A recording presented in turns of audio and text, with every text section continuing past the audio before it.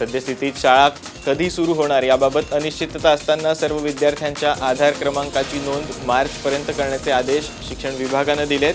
आधार नोंदणी झालेल्या विद्यार्थ्यांचीच संख्या ग्राह्य धरण्यात येणार आहे। यापूर्वी सप्टेंबरमध्ये विद्यार्थ्यांचे आधार क्रमांक नोंदवण्याची सूचना शिक्षण विभागाने शाळांना दिली होती, मात्र त्यावेळी अनेक शाळा नोंदणीचं काम सुरू करू शकल्या नाहीत। या पार्श्वभूमीवर आता मार्च अखेरपर्यंत नोंदणी पूर्ण करण्याची तंबी विभागाने दिली आहे। मुंबईमध्ये विविध ठिकाणी अॅमेझॉनच्या प्रसिद्धी फलकांवर नो मराठी नो अॅमेझॉन अशा आशयाचे संदेश लिहून विरोध दर्शवण्यात आलाय। वांद्रे पूर्व पश्चिम माहीम अंधेरी रिक्लेमेशन भागात अनोख्या पद्धतीत निषेध नोंदवण्यात आलाय। काही दिवसांपासून महाराष्ट्र नवनिर्माण सेनेकडून अॅमेझॉनच्या मराठी भाषेबाबतच्या धोरणाबाबत ही मोहीम सुरू करण्यात आली आहे।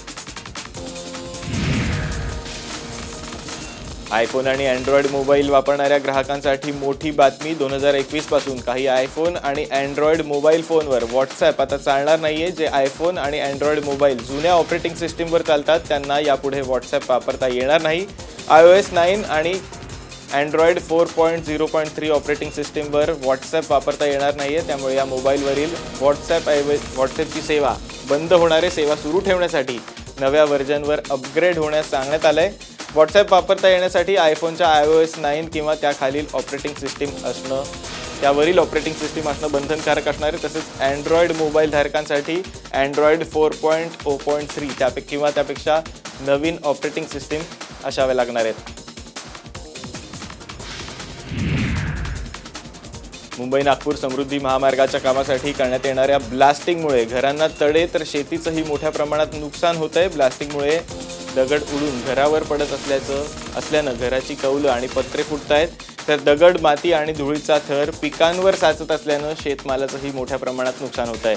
अशा तक्रारी सिन्नरच्या शिवडे आणि इगतपुरीच्या धामणीमधील ग्रामस्थांनी प्रशासनाकडे केल्या आहेत। धक्कादायक बाब म्हणजे ब्लास्टिंगसाठी वापरण्यात येणाऱ्या जिलेटिन कांड्यांचे बॉक्सही या ठिकाणी बेवार स्थितीत पडून राहत असल्याचं समोर आलंय। त्यामुळे या ठिकाणी एखादी दुर्घटना घडल्यास त्याला जबाबदार कोण असा प्रश्न उपस्थित होतोय।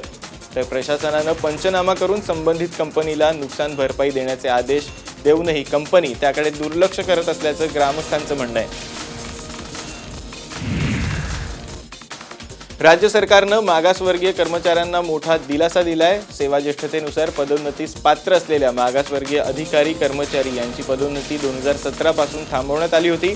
हे पत्र रद्द करून सेवा ज्येष्ठतेनुसार खुल्या प्रवर्गात पदोन्नती देण्याची मागणी ऊर्जा मंत्री डॉक्टर नितीन राऊत यांनी केली होती। ही मागणी मान्य करण्यात आल्यानं मागासवर्गीयांना सेवा ज्येष्ठते यादीनुसार खुल्या प्रवर्गातून पदोन्नती मिळण्याचा मार्ग आता मोकळा झालाय। मराठवाड्यात शेतकऱ्यांच्या आत्महत्येचं सत्र सुरूच आहे। कर्जबाजारीपणा आणि सततच्या पीक नुकसानीला कंटाळून वर्षभरात विभागातील 693 शेतकऱ्यांनी जीवनयात्रा संपवली आहे। केवळ नोव्हेंबरमध्ये या एका महिन्यात तब्बल 88 घटना घडल्याची माहिती विभागीय प्रशासनाने दिली आहे। दुष्काळग्रस्त मराठवाड्यात गेल्या वर्षभरापासून जोरदार पाऊस बरसतोय।